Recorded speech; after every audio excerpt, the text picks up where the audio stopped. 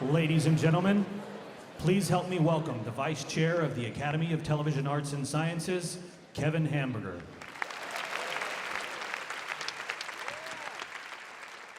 And if you don't know this already, Season 3 premieres Sunday, March 31st at 9 p.m. on HBO. Our moderator tonight is a creator, executive producer, and star of It's Always Sunny in Philadelphia. And of course, he's a huge fan and follower of Game of Thrones. It is my pleasure to introduce Rob McElhenney. Thank you.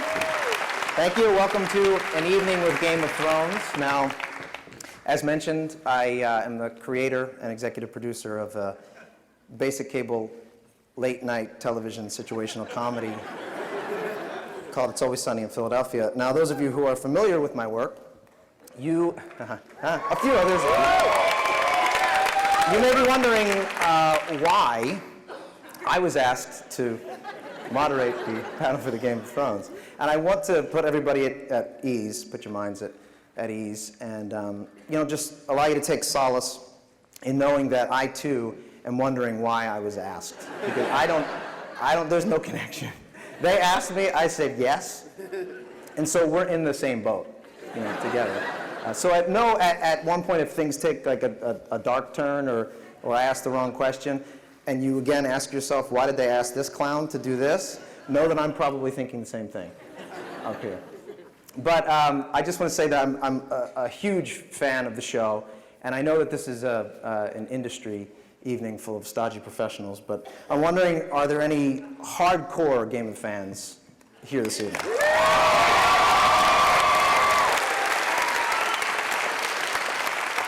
All right, I'm going to say that was pretty pathetic. Most of these actors are British, which means they're used to a certain level of hooligan type fan, soccer fans.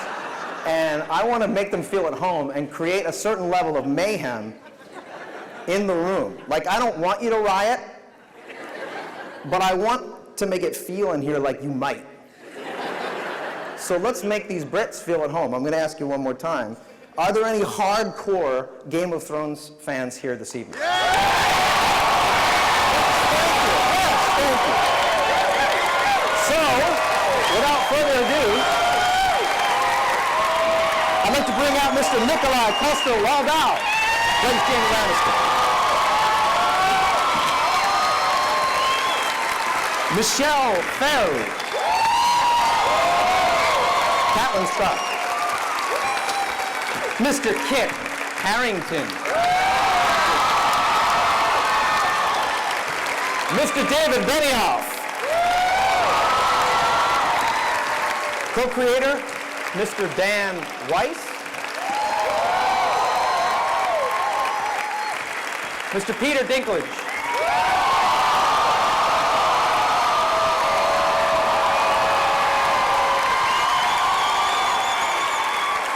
LENA HEADEY. Mr. George R.R. Martin.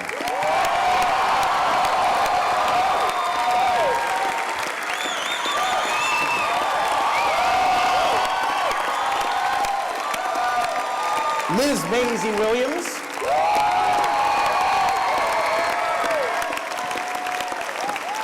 And Ms. Sophie Turner.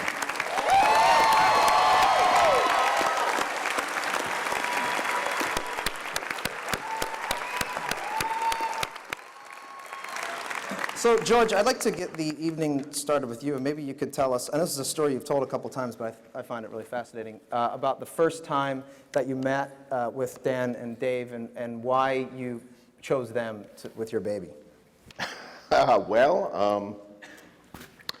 I'd written, I think, 3 books at that point, and each one had done better than the others. At a certain point, as the books were selling well, I started getting interest from Hollywood, from various producers and studios who were initially interested in doing it as a feature film. And I met with some of those people. I had phone conversations with some people. I didn't see how it could be done as a feature film. It was simply too big. But it did get me thinking of how could it possibly be done. And I decided the only way it could be done was with someone like HBO as a series of television series, each book being a season. But of course, I didn't have the time to do it. But I did tell this idea to my agent, and I was out here in Hollywood on something, and he told me he had set up a meeting with these guys, BENIOFF and WEISS. So I met them at the Palm restaurant. I knew a little about their credits beforehand. They were both novelists. I'd read their own books, and we had this lunch at the Palm, which was pretty epic. We got there for lunch, and we started talking, and we continued to talk, and you know, they had the same notion, not to do it as a feature film, but to do it as a television production, and we talked right through lunch. Everybody from lunch left. We were alone in the restaurant. They started resetting all the tables for dinner. Then the dinner crowd started to come in, and we were still talking. And you know, I did, as they say, ask them a few pointed questions to determine whether they'd actually read the books, and they gave me the right answers. So we shook hands, and they took the ball and ran with it. And next thing I knew, we were in business with HBO.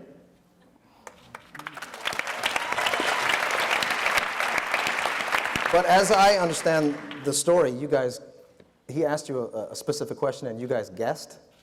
He asked us, should I say the question? I guess I can say the question. He asked us, who is Jon Snow's mother? And we discussed this before.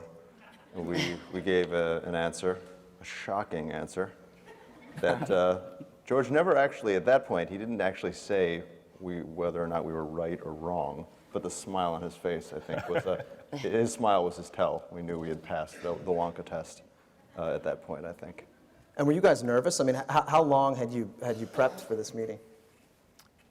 Yeah, we were. I mean, we had read thousands of pages, and we got to a certain point. I remember I was midway through Storm of Swords, and I called Dan, and I said, if somehow we could get George to agree to do this, and if we could get HBO to agree to do this, and we got to a third season, we could get to this scene, which he had already read because he's a much faster reader than I am.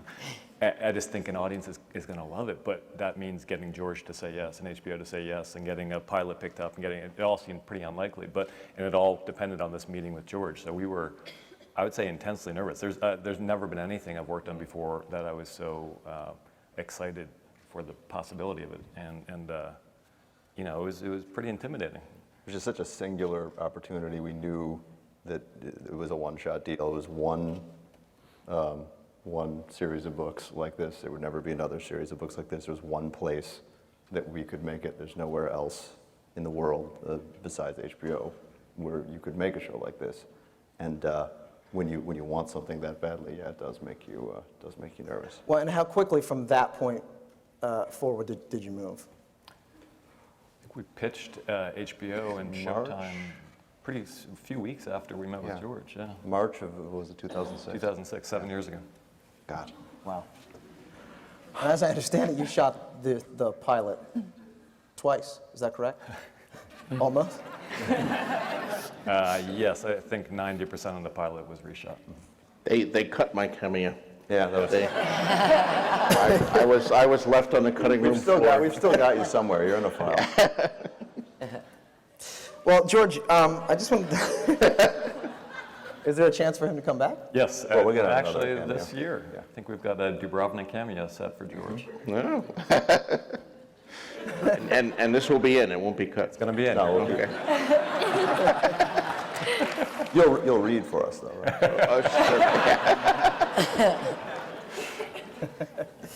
George, I'd like to ask a little bit about just thematically of the series itself. It seems like on the surface, it's a story about power, the acquisition of power, political and military struggle for it. But you know, if you dig a little deeper, it seems to me like it's a story more of loss. The loss associated with fighting desperately for something that you think you want, and then you watch so instead of watching each character in their ascension to the throne, it's more about watching each character and what they're losing along the way. Is that accurate? Is that something that I'm just projecting onto? Or is that an aspect of something? Well, that's certainly part of it. I mean, I think there are a number of things that I'm trying to get into the books. You know, there's a certain metafictional aspect, if I may use that pretentious word, to writing any kind of thing. You're writing in the shadow of all the people who've gone before. In some ways, you're having a dialogue with them. And as someone who's read J.R. Tolkien and Robert E. Howard and all the great fantasists before, in some ways, this was almost my answer to them. A lot of it is about war. A great many of the epic fantasies from Lord of the Rings onward is about war, but to my mind, a lot of it doesn't really deal honestly with the consequences of war, what war does to us as a society, what war does to us as individuals, and the struggle for power in the same way. You know, what are we fighting for? And I love fantasy. I've grew up reading fantasy, but I wanted to put a somewhat different spin on it. The whole trope of absolute good versus absolute evil, which was wonderful in the hands of J.R. Tolkien, I think became kind of cliche and rote in the hands of the many Tolkien imitators who followed. I've always preferred writing about gray characters, human characters who, you know, whether they are giants or elves or dwarves or whatever they are, they're still human. The human heart in conflict with itself, as Faulkner says, that all of us have the capacity in us for great good and for great evil, for love, but also for hate. And I wanted to write that kind of complex characters in a fantasy, not just all the good people get together to fight the bad guy. Well, speaking of amazing characters, I would like to talk a little bit about Tyrion.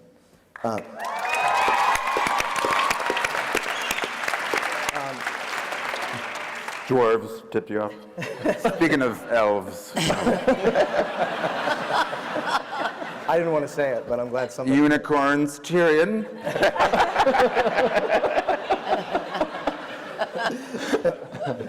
No unicorns. That's what I like about the show. Tyrion seems to be almost unflappable. I mean, it seems like there's really only one character that gets to him, which it seems to be his father. Other than that, do you think that there's any other character that gets under his skin?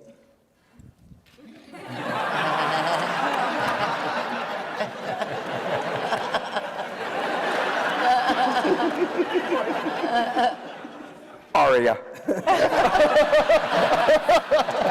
Sorry, Lena was in the way. No, definitely.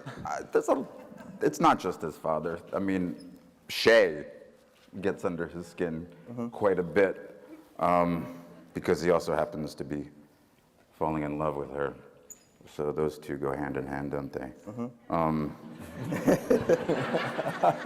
But I feel like only his father is the one that has more control over his destiny. So that poses more of a problem to Tyrion. The others he can easily manipulate. Well, that's what I find, yeah, even with his sister, there's a certain level of control that she might get to him. I am here. Briefly.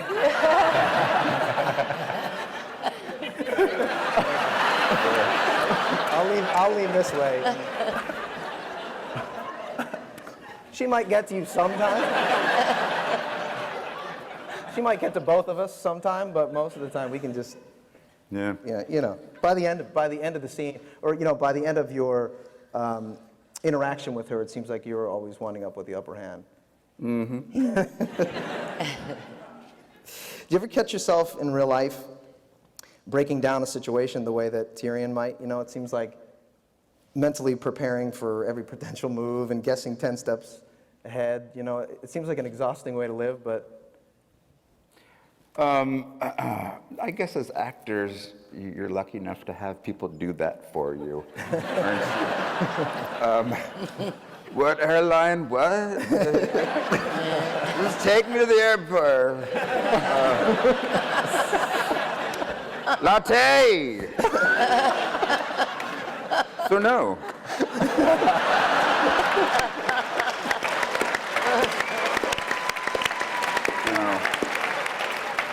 Yeah. Well, Lena, speaking of your... That's American actress, though. What? I'm saying that's American actors. That's a different story. I learned that quickly. Did you ever ask for a latte and it arrived on set of Game of Thrones? Yeah. I don't look at the fucking latte. I don't look at it.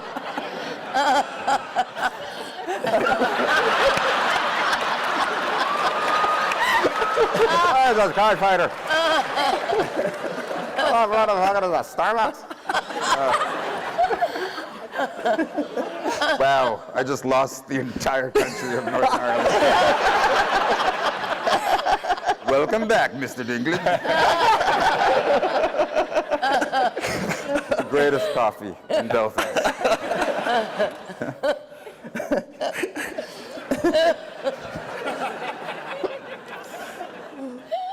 Lena, have you found,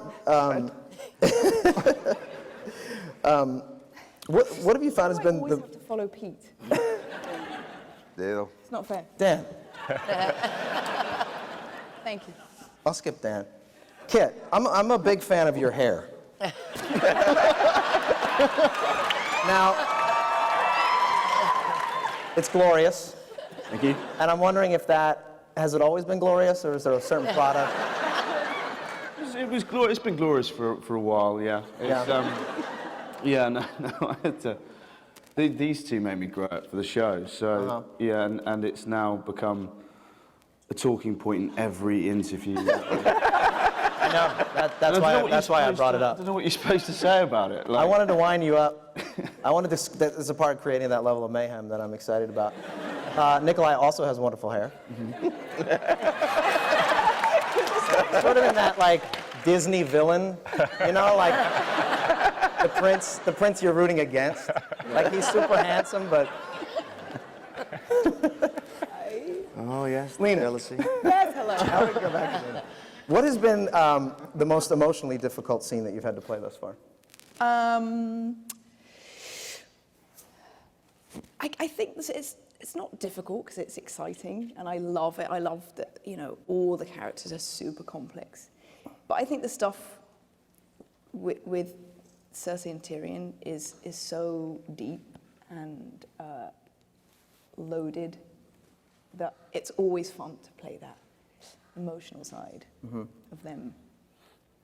I met you a couple of weeks ago in line at a bathroom. Yes, you did. At a Tell the story. 2-year-old's birthday party. Yeah, That's a bit true. I do that weekend.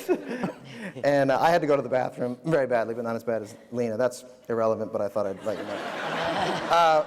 And I didn't recognize you at all, and I'm a huge fan of the show, and we were just speaking, and I realized after I left that I had no idea, and I had to text these guys to find out if you were covered in tattoos and had dark hair. And they said yes.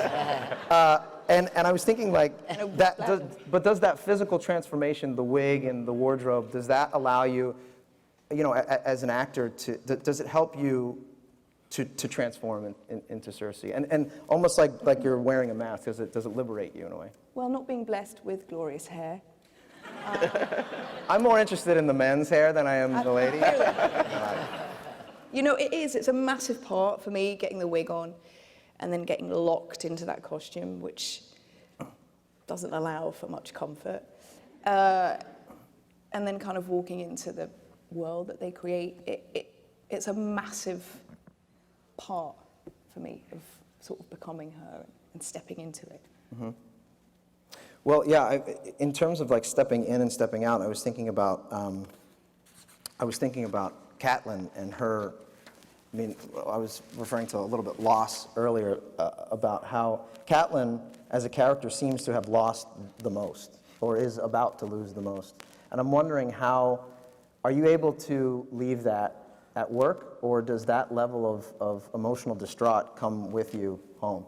Oh, always. I'm a nervous wreck. I'm constantly crying. No, that's part of the enjoyment of playing her, is the challenge. It's exciting, as Lena says. You don't look at it as being difficult. You just, you want to, you know, fulfill what you've been given on the script by David and Dan and Brian. So it's a delight to be given material like that, you know, to get engrossed in it and get lost. And it is the costume, it is the hair, it is your fellow artists, you know, the crew, everybody. And we are completely blessed with the people that we work with. And the crew is our directors, our HODs, everybody. It's the best job ever, and you know you're working with the best people. So you're the last link in the chain, and you want to get in there and do it well. You know, but we have a lot of fun off stage as well. See, this is the difference between European actors and American actors. They're professionals. And they show up on time, and they do what they need to do, and we just bitch about it. Oh, we do that too. We show up late, you know. Totally. Yeah. And they sound classier. Well, I'm barely here.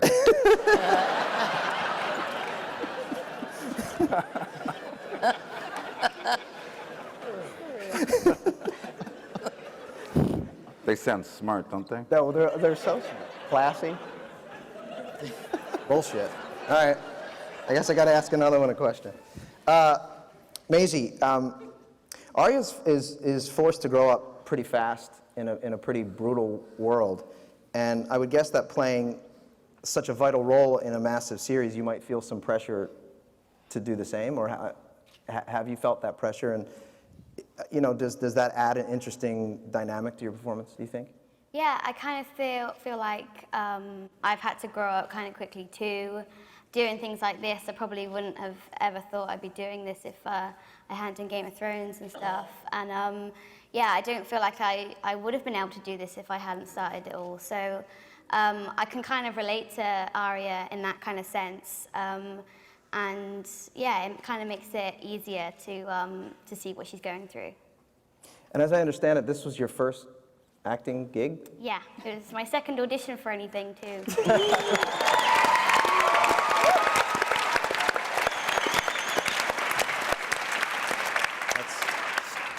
That's amazing. That's amazing.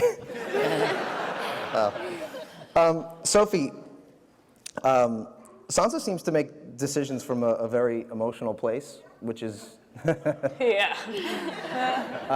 which is very dangerous in this world. And do you think as she matures that she'll sway away from this, or is it just an integral part of who she is?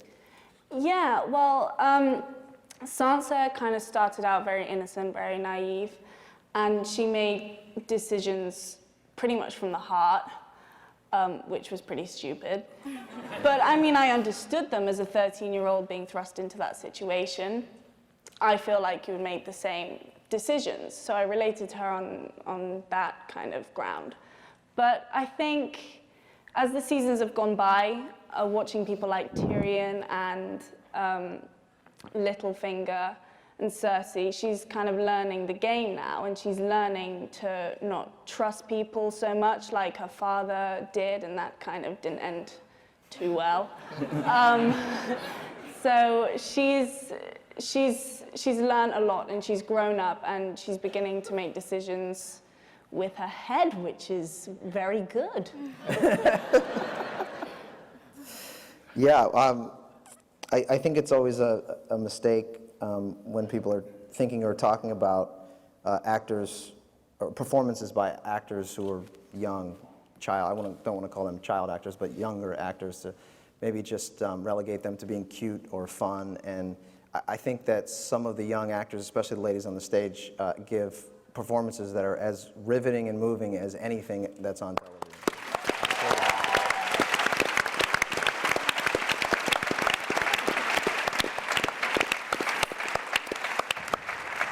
Now, I guess we got to get to the Kingslayer at some point. Okay.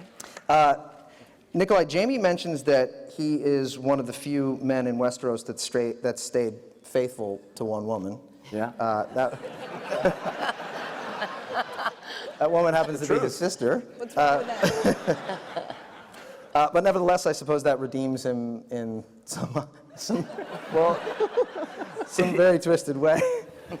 She has obviously not returned the favor of being faithful. He doesn't know that.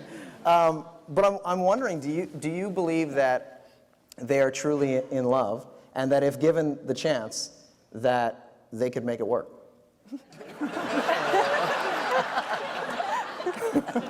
Well, I think that I really believe that he loves her, and he would want to be with her, and he's kind of given up everything. He's dedicated his life to this woman in many ways. She might not feel the same about him, who knows, but I think that would be the dream. The second part of your question, would that ever happen? What was that? Well, do you believe that if they had a chance that they could make it work? If they had a chance together to stay together and... I think it's a little complicated. Have you seen the show? The whole thing is complicated. I can't follow half the damn stories. I think he knows that it's very tricky. I mean, they were very young when they started. I don't think like with Sansa, he didn't really think it through. They just started having sex, and it was great. And then she got married, and but he loves her. I really believe he loves her, right? You don't think she loves him? Come on, just talk. I have a kind of strange take on it. You have a strange take? I think she would like to be him.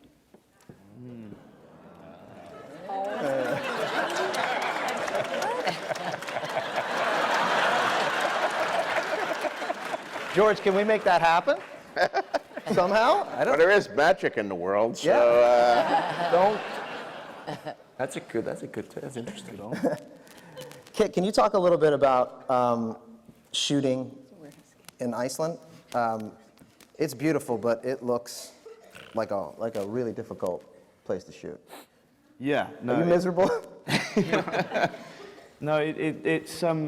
I think the first thing is that it is stunningly beautiful. Like, I get, we're doing the carpet on the way, and everyone's like, are you jealous of the people who shoot in Croatia or Morocco? And I genuinely wouldn't give up Iceland for either of those places, even though it's, minus 35 and some days we had trouble filming because you couldn't see that far in front of your face. But it's a wonderful place to work because I can't think of anywhere else that gives that landscape beyond the wall more accurately. It's more like what I imagined in my head than Iceland. So, no, it's wonderful. I've kind of fallen in love with that country. But does it add a certain level of difficulty to some of the shooting, just in terms of just the technicality of having to fight in that weather? And yeah, no, it's kind of like, I always think it's like guerrilla filmmaking a bit. It's like you have to set up so quickly because you have so little daylight, and you have to work at such a rapid pace because you've got so little time to shoot everything. That it's not exactly made for film work, Iceland, but when you get what I think is some of the most beautiful scenery in the show, it's incredible. But yeah, the physicality of it as well, like I think the hardest thing I've ever done on this show was doing the fight with Corin Harfand at the end of season 2, because we choreographed this fight that was quite that flowed and was quite eloquent, and then we got out to location, and the snow was came up to about there. And if you ever tried running through snow or sand, it's very difficult. So doing a fight scene in that kind of conditions was really tough and kind of quite emotionally draining in some ways. So I really loved that scene, but it wasn't easy. It wasn't easy to film. And David and Dan, can you talk a little bit about the difficulties in shooting? Just a little bit about the process of how you have 3 units working in unison. One thing I would just add to what Kit said, he's being modest, but he's very, very good at the stunt work. And the reason we're able to shoot that fight with Corin Halfhand in 5 hours of daylight, which is what we had that day, was because Kit knew the fight so well. And we're very lucky that Kit and NIKOLAJ both actually, the sword fight with Jaime and Ned Stark in season 1, which is still one of my favorite fights in the show, and NIKOLAJ just picks that stuff up so fast. And then I don't know if you remember this, but he jumped on the horse and galloped off. Yeah, I do remember. And the horse you almost got decapitated by the signpost sticking out the wall. And he did this kind of incredible duck at the last second, otherwise that beautiful face would have been squashed. And it was so good, and it stayed in the show because it just looked good. It looked like a real guy ducking. But sorry, what was your question? A real guy. Let's talk about how beautiful he is. A real guy. Some more. I feel like that's what the whole panel's been about so far. Kit and NIKOLAJ and how beautiful they are. No, just about the 3 units that you guys... We've got 2 geniuses sitting over there in the 3rd row, or something, Bernie Caulfield and Chris Newman, who are kind of...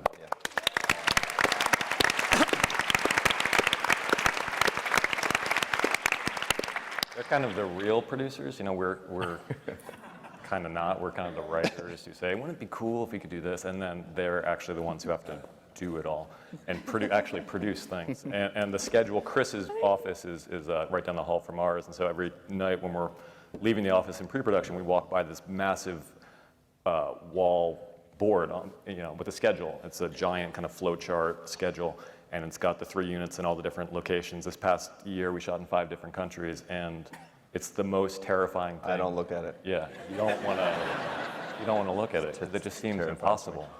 And every time something bad happens, if we lose a day because of weather, if an actor gets injured, if anything else happens, the schedule has to change. And it's like this, it's the most challenging Tetris puzzle, and somehow Chris has it all in his brain, but we don't know how we make him wear a helmet. God forbid, gets knocked to the head.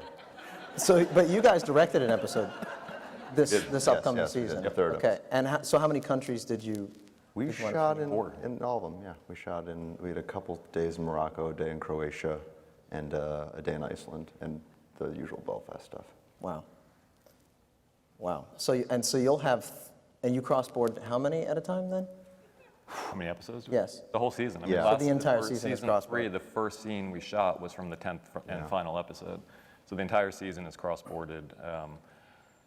We have 2 units shooting virtually every day. Not first and second unit, but 2 first units with directors, 2 different episodes shooting every day. And for a couple of weeks last season, we had 3 units shooting every day, 3 directors from 3 episodes, often in 2 different countries.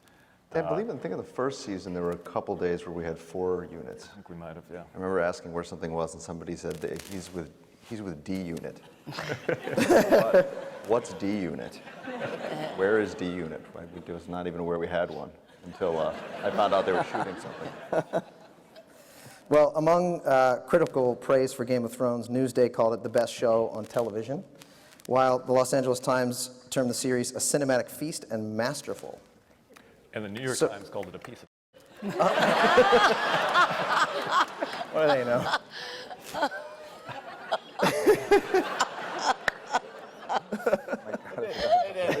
They didn't quite say that. What they actually said is that no woman would ever want to watch it. That's why we have an entirely male audience. Not true.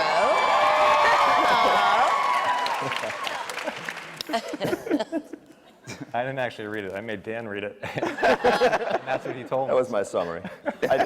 I do coverage on reviews. Well, we have a couple of questions from Twitter, from the Twitterverse, and I wanted to ask some of these. This comes from Gina Wolf at WolfG.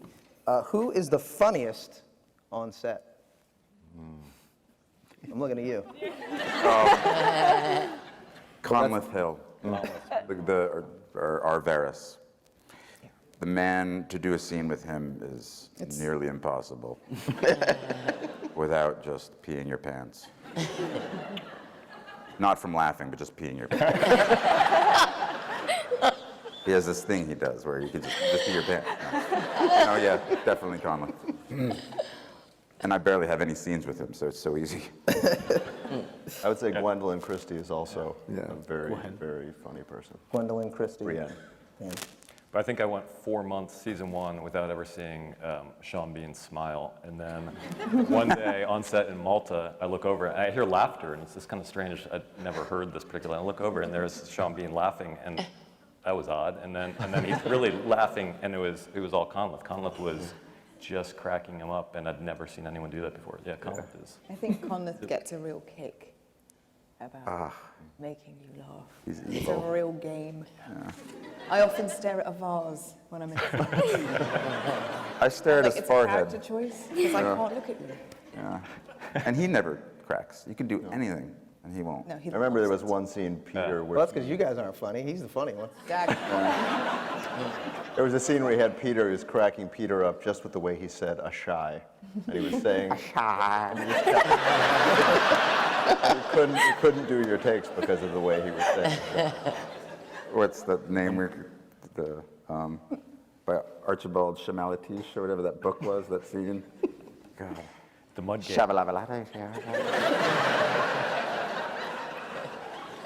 Shamalama ding dong. Do you find people think you're British in real life? No way. I'm from Jersey, man. No way. No.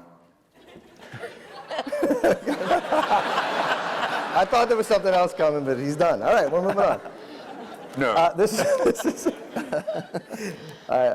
is a question from Shauna, at Shauna, a.k.a. Shana.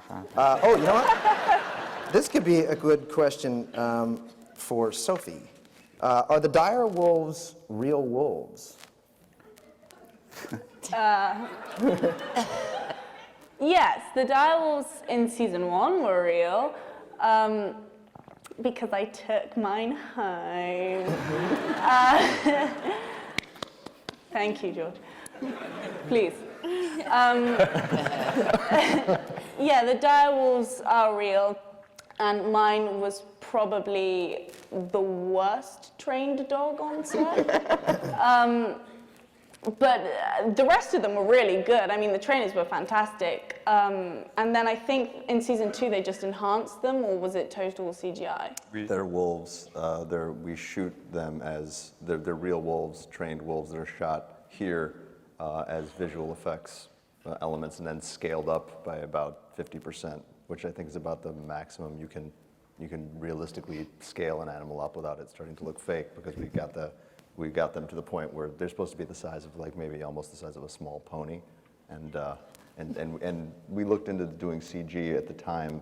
It just seemed like it was going to be prohibitively expensive to do it that way, so we do them real wolves shot separately and then inserted with visual effects into the. And those are real dragons too. Yes. Yeah. Those we breed. This is a question for everybody. If you weren't playing your character, who would you like to play, male or female, and why? Maybe we'll start with NIKOLAJ. Oh, that's a good question. I would like to play. It's totally creepy. All right, we're skipping you. Maisie. No, I'm just kidding. I don't know. Tyrion Lannister. Yeah.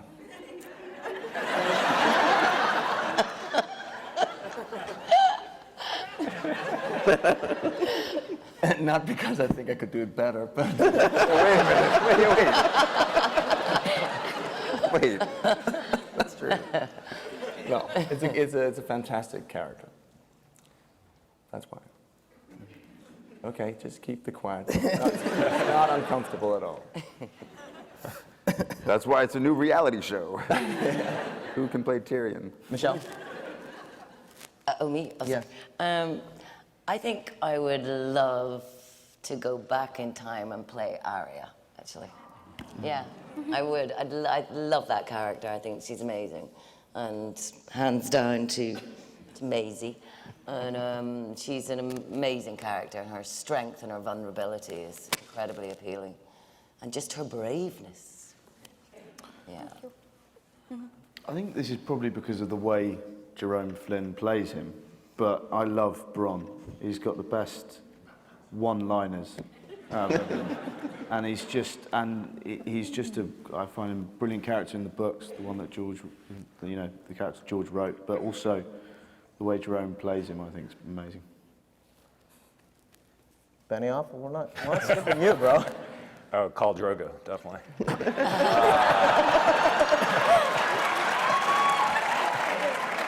Now, you recently told me a story about Christ. you had a run-in. Yeah, yeah. He's strong. He is. He's not just Hollywood. It's not just, look strong. That's real strength, which I found out, unfortunately, to my dismay. We brought him back in season 2 for one scene, and so mostly just so we could hang out with him in Belfast because we love Momoa. And so after his scene with Amelia, we all went out for dinner, Dan and Amelia and Jason and I, and he was talking about working out, doing his Conan workout or something. And I have been drinking quite a bit. It's like that story about the mouse in the bar room who starts drinking the beer tap's open, he starts lapping up the beer puddle and says, "Now where's that damn cat?" So I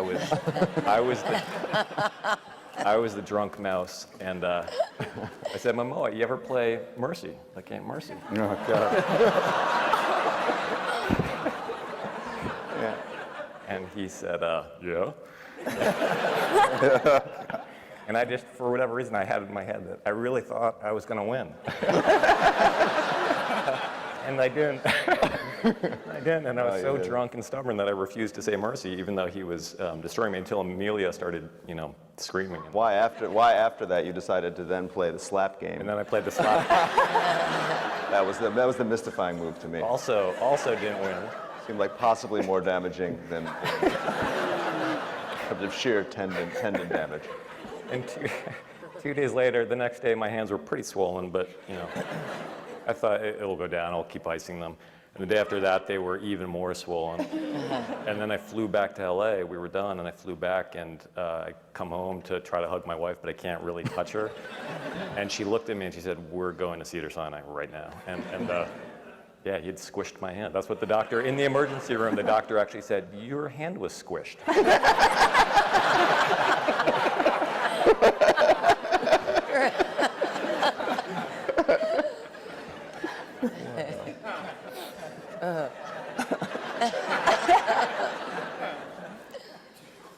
Dan? Matthew Weiner would never do that, right? Too smart. He's too smart for that. He's too smart for that. I've arm wrestled him. Right. Who won? And he beat the shit out of me. He's tougher than you think. He was a wrestler. Yeah. He was a wrestler, yeah. Dan? Who would I play? I would save the show by absolutely refusing to play any character whatsoever. There's nothing, no good could come of that. I promise you. All right, thanks for playing the game. Moving on. Mr. Dinklage. Probably Don Draper.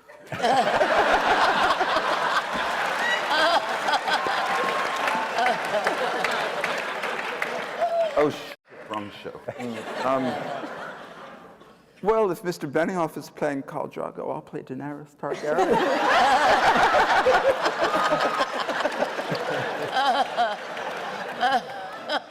Picture it. Oh, yeah? It's hot.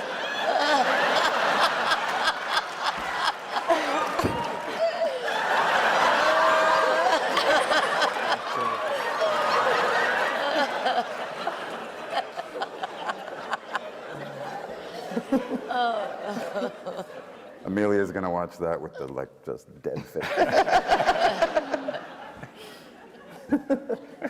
Lena? I wouldn't give Cersei up. Oh. I wouldn't. Come on. I love it. George. George, what do you think? Well, I do play all the characters, of course. And I write them, all of them. One after another. But if they actually had to film me, I guess the only one that I could play would be Samuel Tarly. Or maybe Hot Pie. Hot Pie! I met him last night. He's great. Maisie?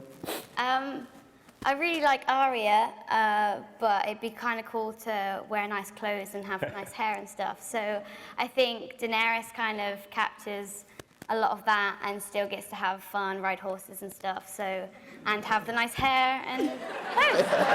So yeah, Daenerys. I guess it's me now. I would love to play Joffrey. Because you can only be beat up so often. You want to beat someone else up. So yeah, I guess that would be pretty fun. Yeah. Well, George, when just speaking to your process a little bit, as you're writing now, do you hear the actors' voices, or do you still continue to hear the voices of the characters that you originally imagined?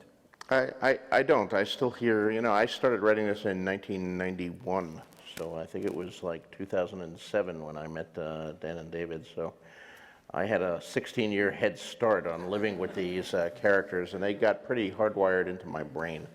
So as great as our cast is, when I'm alone with the computer, it's still the characters that I've been with since 1991 that I see and hear.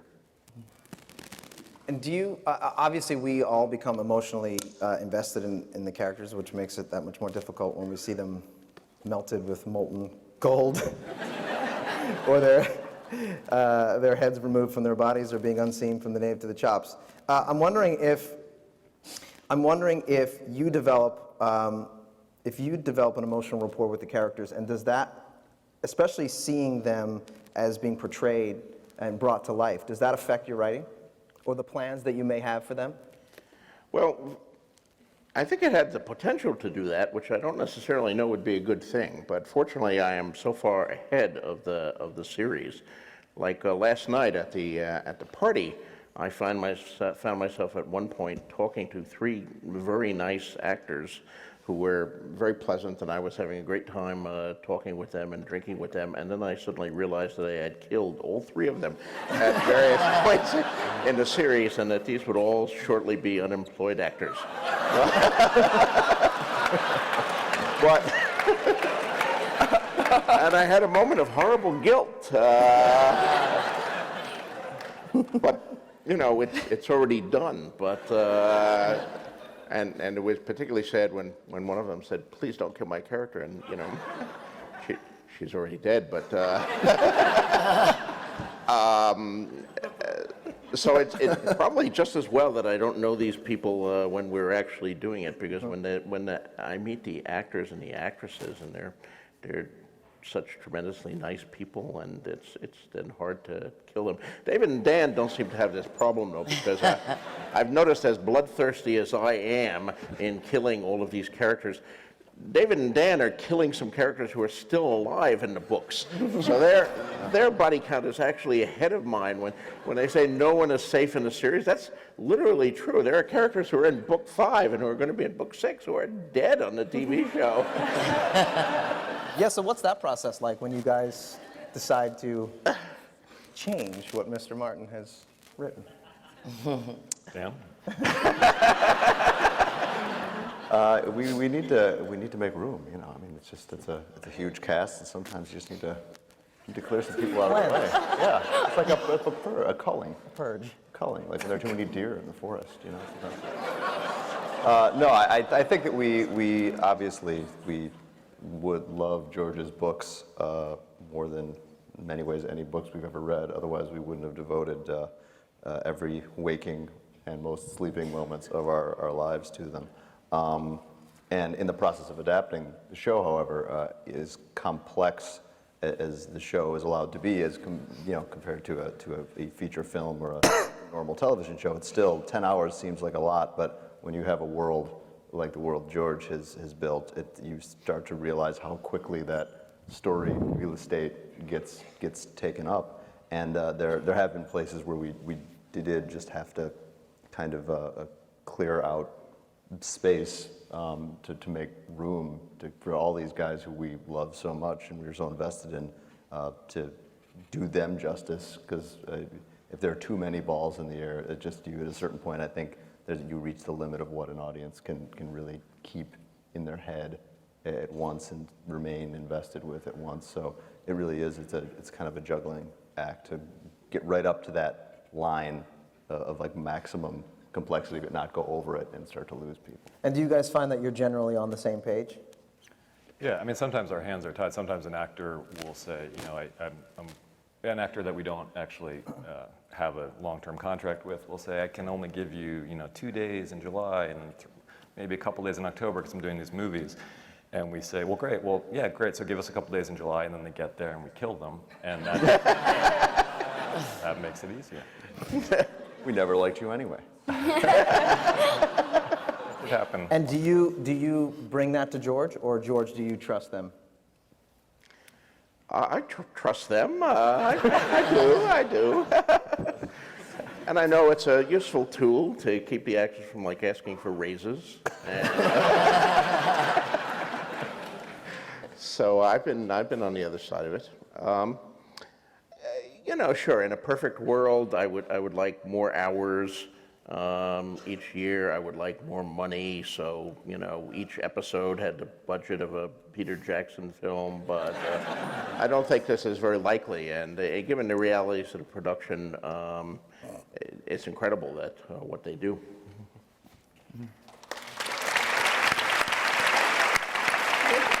Well, that actually brings me to my next question.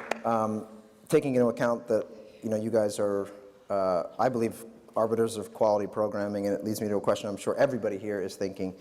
Despite all of the critical and popular success, why is it that you believe that my show has never been nominated for an Emmy? Well, and if anybody else wants to jump in, I'm all ears because I'm confused. It seems aggressive. You don't have any swords. No swords. We've got very few dragons. I just feel like you're missing some elements. I think it's the wire of comedy. I honestly don't get it. You know this because You don't get the show. You don't get my show. Makes no sense. Makes no sense. Now I'm. I've watched every episode of the damn show. I don't get why it's not nominated for awards. It is. It's mind-boggling. And just, Rob was very nice when Kit was injured last year and was recuperating for 9 months or something, was it? How long were you? I'm still recuperating. And was bedridden for a while, and we sent you several seasons. Rob sent you all these seasons. The entire box. Yes. I mean, we're obsessed with it. I think it's. I don't think I've watched more hours of any show or more half hours, maybe except for. It was just a joke, BENIOFF. I don't really want to know the answer. It's not about. They didn't come here to see me. Let's take another. I appreciate that. It's a crime. It's a crime. It is a crime. Yeah. By the way, if I wasn't clear about that, it's a fucking crime. All right, moving on. This is again from the Twitterverse. If you weren't, who would you like to see on the Iron Throne, and why? Question for everyone. We'll start with the other. Okay.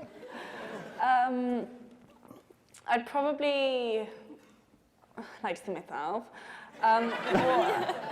Rob probably on the Iron Throne because he has the right intentions, but also, he's very good at the politics, I think, him and Catelyn. But, they have a good heart and they'd be ruling for good and for the right reasons. Whereas, it's arguable the others are doing it for the dosh. So yeah, definitely Rob. Plus he's really nice and he's my brother, so I'm a little biased. Yeah, it'd be cool to see a Stark on the throne. I don't know who, but I think they kind of... Arya's just trying to get home. She never really... But yeah, I think they're loyal, and it kind of turns out that if you're loyal, you kind of die. So it'd be cool if maybe Stark got to the throne in the end. But so. I know who's going to be on the throne at the end, so I better not say. But there'll be a few people sitting on it before the end. So. Oh, hello.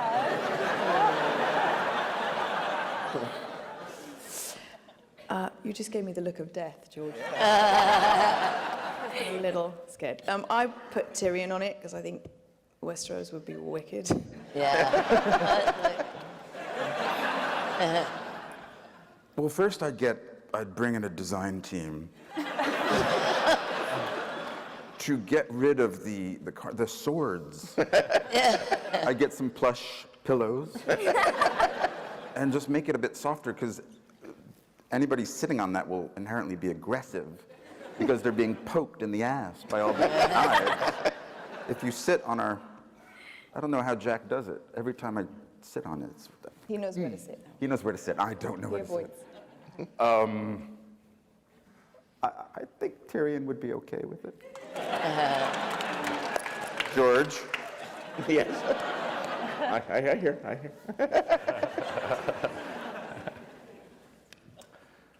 George has told us the answer. All right. Really? I'll go with Tyrion. Why? I genuinely think he's the only person who talks sense in the entire thing.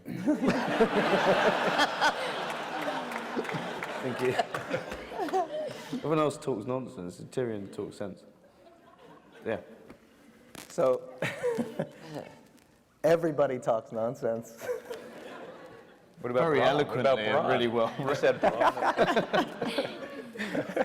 Michelle? Oh, well, I would have said Tyrion as well, but too many people have already said that. So, I think I'll agree with Sophie and pick Rob, actually. Yeah, because in some selfish way, my ass would be on that throne too. So there you go. Yeah. That's good. I think, I don't think that monarchy really works for Westeros. I think they should just get rid of all those wannabe characters. Oh, please. But Tyrion would do that, wouldn't you? You know, I was never picked for the dodgeball team. This feels great.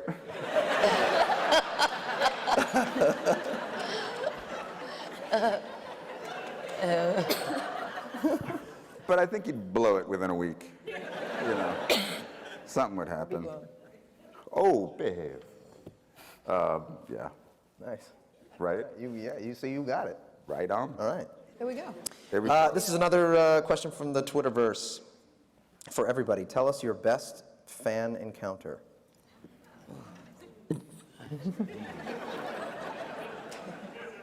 I was sat, went to a restaurant and we just sat at the bar waiting for our table. And I ordered a drink and the guy was like, "Oh, hey!" I was like, "Hi." And then he went really shy and picked up a box and walked away. And, well, it might have just been kind of weird, but I think he might have recognized me and thought he knew me. But yeah, like, now I say it out loud, maybe it was just a bit weird.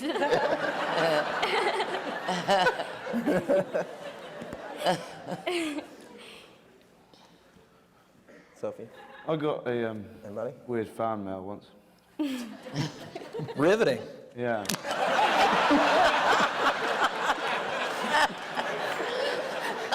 Just the once. Just the once. This girl had dressed up in like period costume. She'd obviously sort of made herself. It was quite good. But she'd done like a photo shoot with her friend, like, but she just blacked out her friend's face. Like, don't look at her. Don't look at her. Look at me. Don't look at her. Like 5 photos with her friend's face blacked out. Pissing myself. I got some fan mail recently. It was a photograph, and it must have been, from judging by the fashion and the sort of, look of the picture, it was from 1970. And in the picture, it was a group of elderly men, all holding harmonicas. And in the middle, and one has like a sailor cap, and there's the manager on the side in a tuxedo, Ricardo Montalban white tuxedo. And in the middle, there's a gentleman who shares my condition. He is a dwarf, and he's just sitting there smiling without a harmonica, but with like AstroTurf pants. And a big, like a dandy ascot. And he's... And I'm like, well, that's an interesting picture. And then I read the attached letter, and it's typed. It's so that's a little creepy, but... and it says, my father was a photographer, and I was going through his old photographs, and I came across this one. So I thought I would send it, and realized it could be, in the center, it could be no one else but the Game of Thrones Peter Dinklage.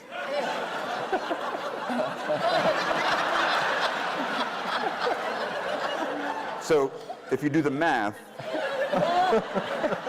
I'm either immortal or, which some of us are, or I was 1 when this picture was taken. So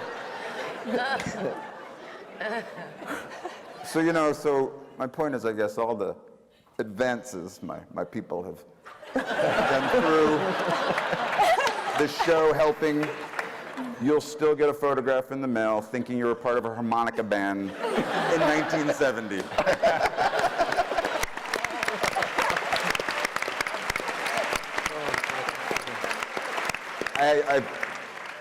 I framed it and put it in my bathroom. So every time I'm taking a pee, hey boys.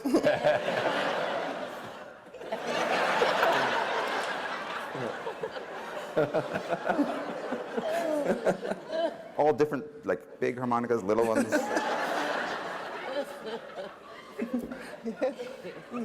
Lena, would you like to follow that? I don't want to follow that. I really don't. Okay.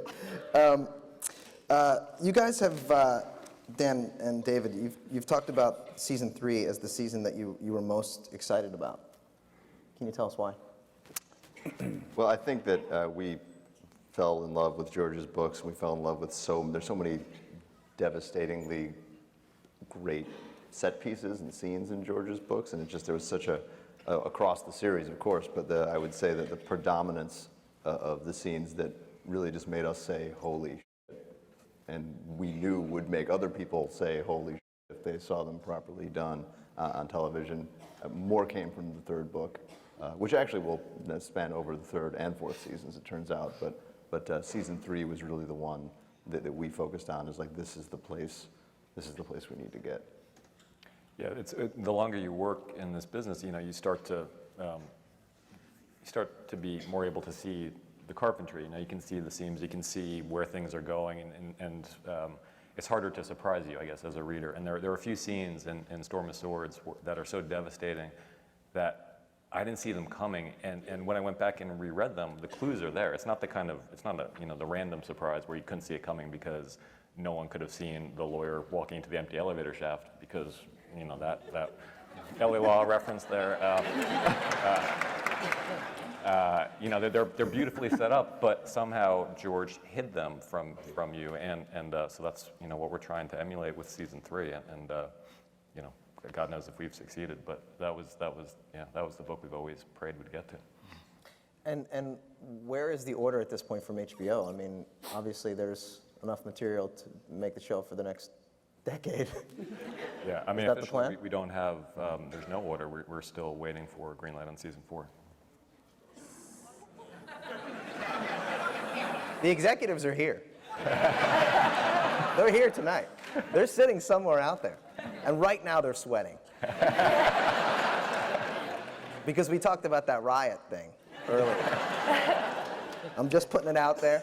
I won't be responsible for what happens.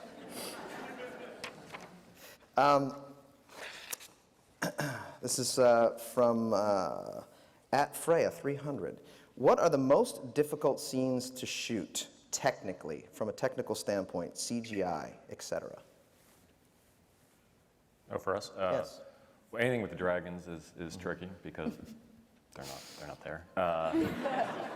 You know, I think, but last year the Blackwater episode, not a scene in particular, but the whole episode, that was a monster.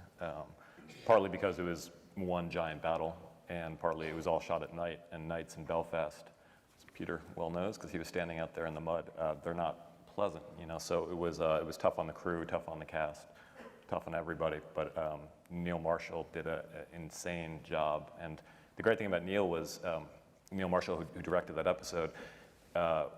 Neil came on a week before we started.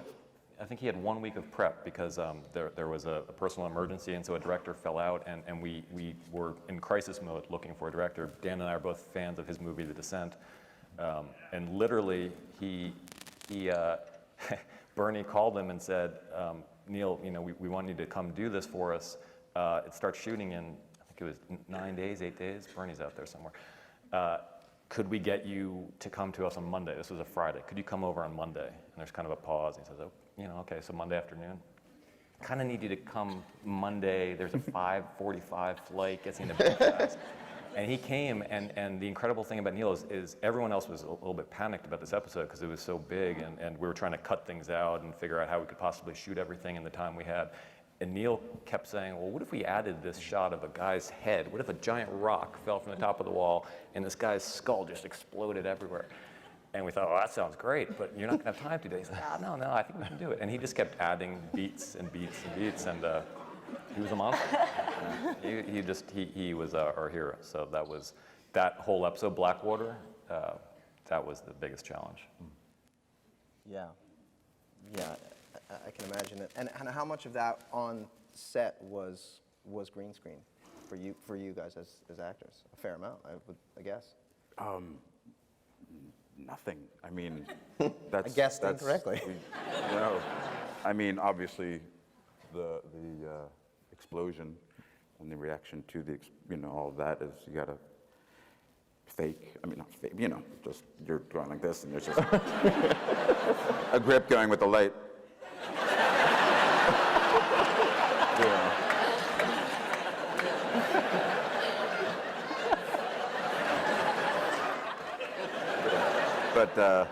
So but you're everything complaining else. about acting. What? You're complaining about acting. See, this is the American thing. He called it, we had to fake it. We had to fake seeing the explosion. It's weird. We had to act. I was like, where's the explosion? Not there. But no, it was great. I mean, one of the many great things I love about this show is it really working in those environments. That breath that you see coming out of our mouths it's really that cold, and Kit can speak more of that stuff. It really adds to being in the moment because it's yeah. And when it finally stops raining, the guy with the hose goes, "Sorry, guys." You're like, oh God, right? You have to match it. So. That's almost a cruel joke. You're like, oh, finally.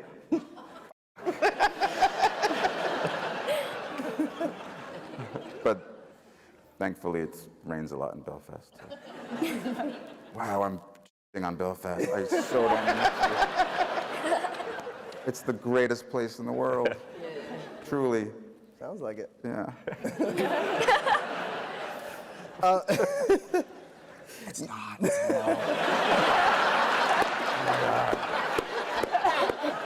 We should shoot this in Burbank.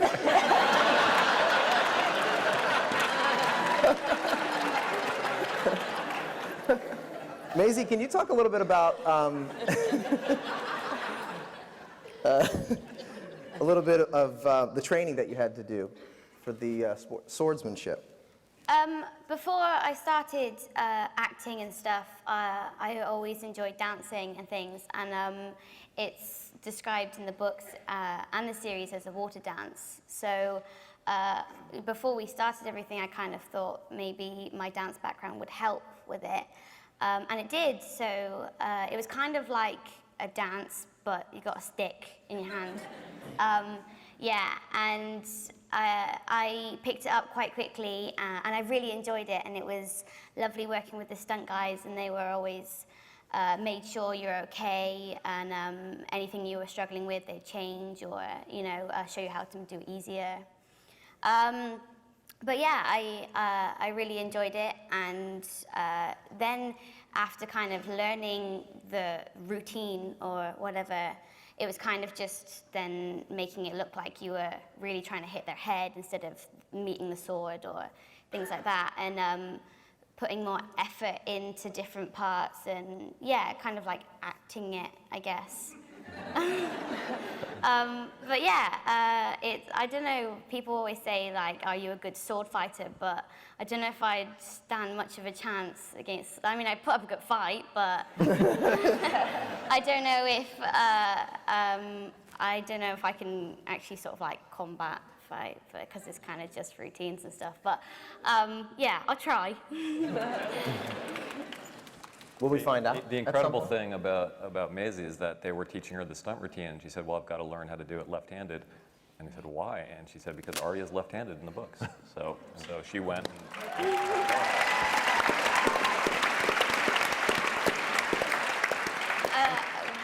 When I didn't know much about it all, I was looking on the internet, and people were getting funny about Cass not having the right hair color or this or that.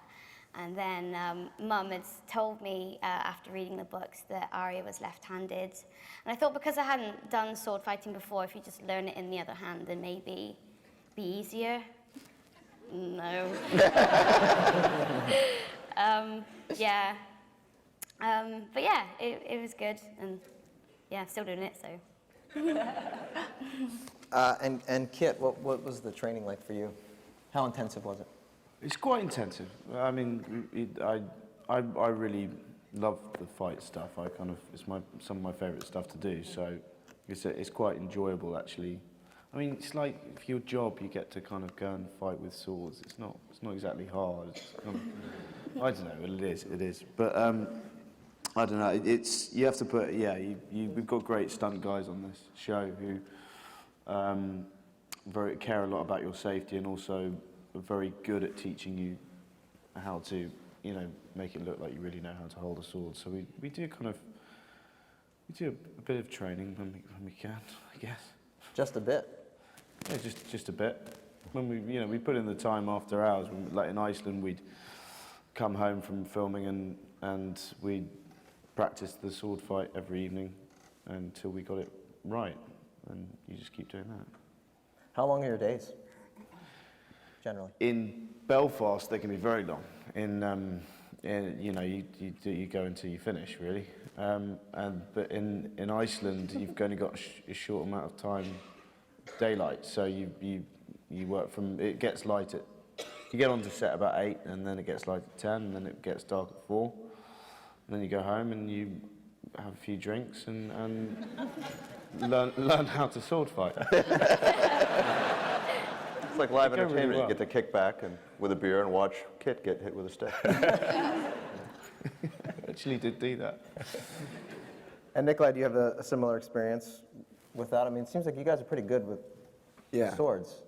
It's hard to believe that you're just getting drunk and learning after work. I know.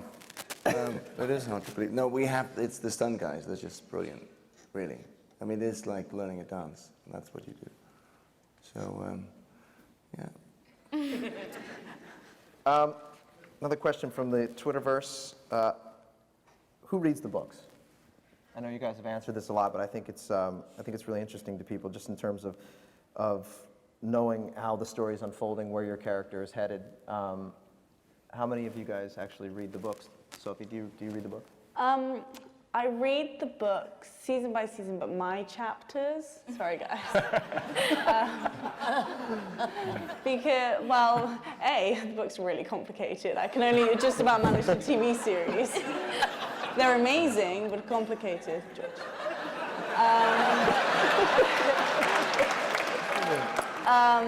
So I just kind of know my storyline, but I don't want to, think my storyline is going off in one direction, and then, because it's just an adaptation, goes off in a completely different one. So season by season, only my chapters, so it's like, not too many pages either. It's fab. My mum and stepdad have both read the books, and they've told me roughly what happens to Arya, not every single encounter along the way, because I know that things changed. Like, I didn't meet Tywin really in the books, and then that kind of came up in the scripts, which was great, and then things like Weasel Soup didn't happen. But yeah, I guess I know roughly what happens to her, so then you just wait till the scripts come and then see what you're actually going to be doing. And then when all this finishes, I do really want to read them, but I'm kind of confused a bit at the moment, so yeah. Yeah, but I do really want to read them, so. I've read them. This is awkward because I'm sitting next to George, but I haven't read them. I speak to a lot of people about them because seemingly a lot of people have. And it's interesting to get different takes on characters. And then, of course, we have the words from David and Dan. So I let it unfold. I kind of like to be surprised. But I'm scared I'm now going to die.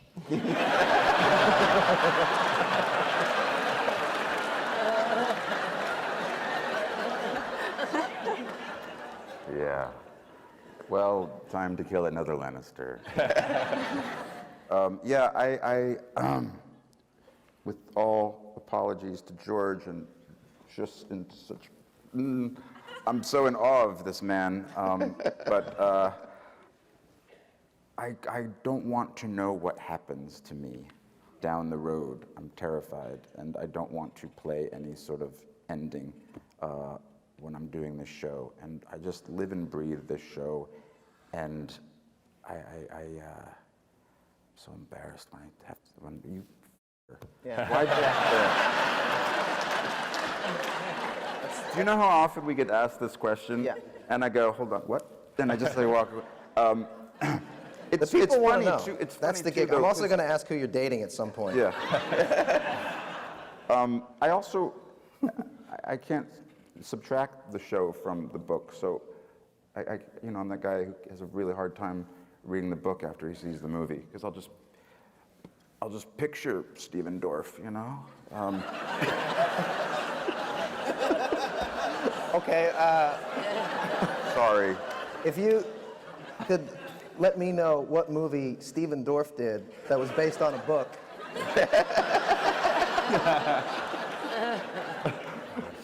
I'm just interested in why you thought of Stephen Dorff.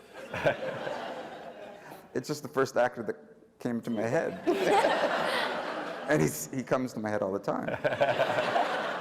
Now we're getting somewhere. Yeah. No, now we're you know, getting somewhere. I just would picture my friends on the show, and I'm going to read them after my character now gets killed.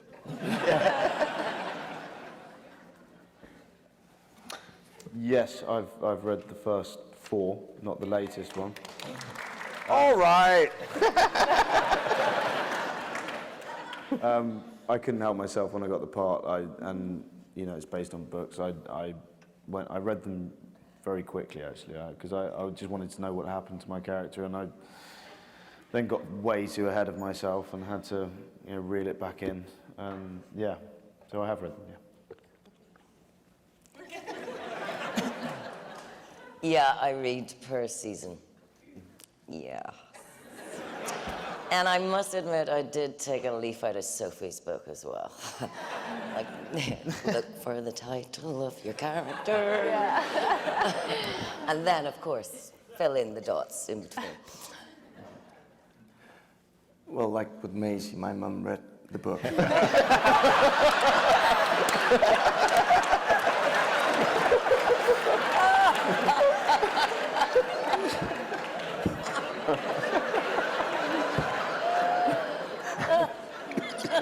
And she did a really good summary, so.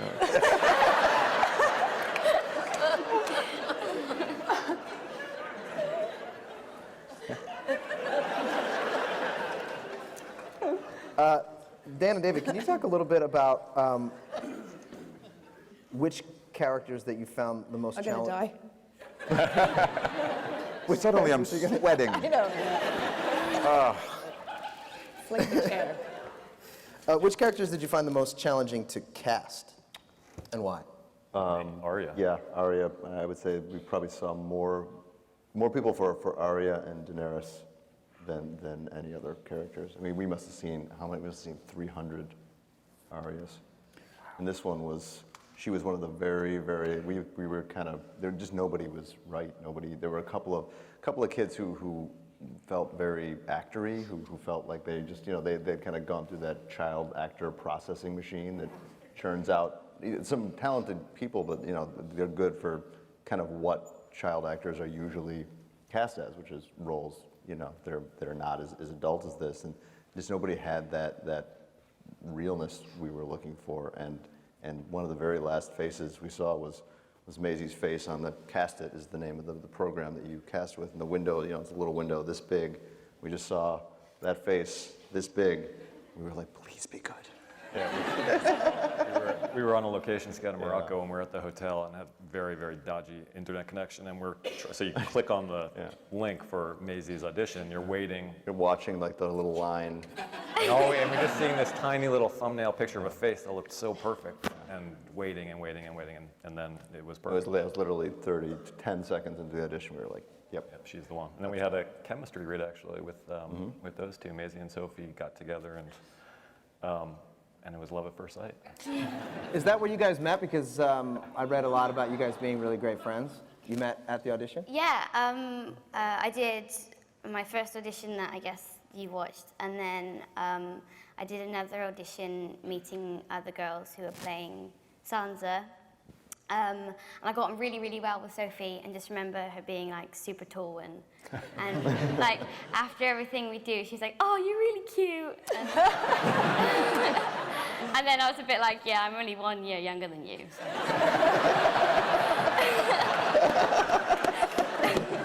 But yeah, we got on really, really well, and I came out of the audition and said to my mum, I was like, even if I don't get the part, I really want that girl to, because she's really cool, so yeah. Oh, you're really cute. Still only 1 year younger than you. Anybody else have an interesting casting story? Well, Jason Momoa came in, and of his own free will, after doing his audition, he did the haka? The Maori war dance, which was not written into the scene. It actually didn't have anything to do with the scene, but I would say it impressed us. He did the hell out of it. He really did. So that was, and that was another really hard role to cast back in the day.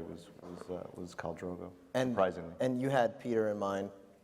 Yeah, Peter, actually, before I think even the deal was done with HBO, I sent you an email. I'd met Peter before at a dinner or something or other, and he ignored me. Talked to my wife the whole night. But I remember thinking he's really smart. He's very funny, as you've seen tonight. And when we thought we might have a shot to do this, but before we actually had the deal, because the deal took a long time to make, sent him a note, and you'd already heard about the books and the character, I think. And then we met, and do you remember what you said? He had one demand. He had one demand. No. Yeah. Said no beards. No beards. No long beard. Just done. Just done with the long beards. I just never understood why in fantasy dwarves always have beards. No offense to Mr. Tolkien. But, I think I had just done the Narnia movie a couple of years before we met. So we had to rewrite the whole script. Right? Yeah. And yet you wear a beard tonight. It's not down to my knees. Some of This is the Hollywood beard. The fact that the books existed before we began to cast a show, and it had so many fans, led to a phenomenon that a show that was not based on books would not have. That is, the minute the show was announced, I began to get tapes, pictures, links to YouTube performances of the major characters by would-be actors from literally all over the world. And of course, I'm in Santa Fe, New Mexico. I was weighing in on some of the casted auditions, but I wasn't in the casting session. I just sent all this stuff onto Dan and David. Here's another one that showed up on YouTube. Some of them weren't half bad, but some of them were frighteningly bad.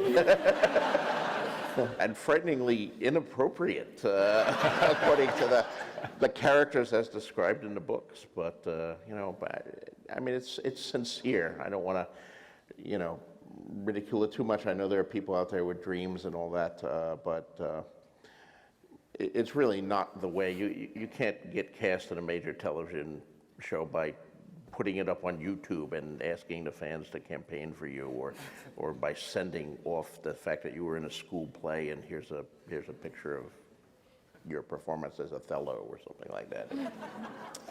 Well, we're running low on time, but I wanted to ask something that I'm sure everybody here really is wondering. Where are you in the series? How close are you?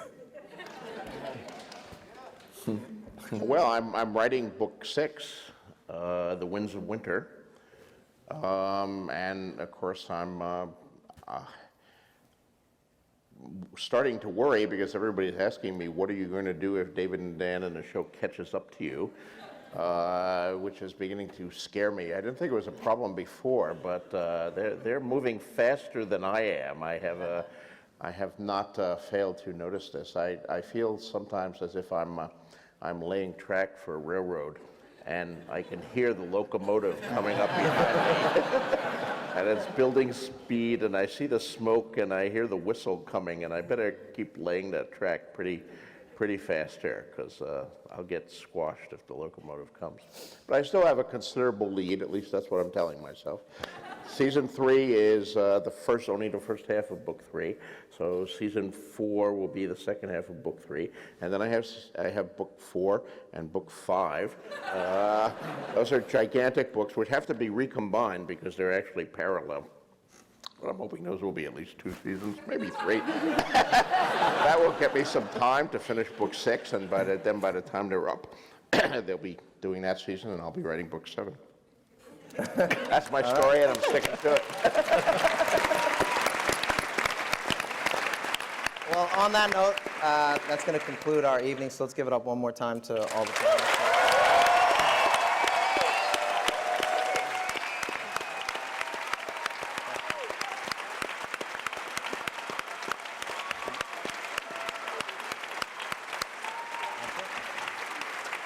Check out Game of Thrones.